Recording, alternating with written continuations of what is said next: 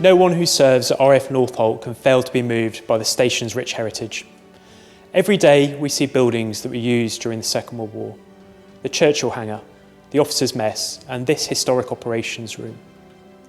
All these buildings would have been familiar to the men and women who served here during the Battle of Britain, when the fate of this country hung in the balance. We are immensely proud that RAF Northolt is the last remaining Battle of Britain fighter station. We're also proud that one of the 3 serving squadrons here during the Battle of Britain was the famous Polish No. 303 Squadron, by far and away the most successful squadron of any that took part in the battle, even though they were only based here for 6 weeks.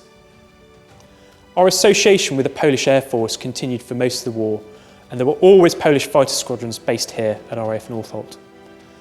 That we are free today owes much to the courage and unshakable spirit of the Poles who served here 80 years ago. It is in tribute to them that alongside the RAF ensign, we are today flying the original wartime banner of the Polish Air Force.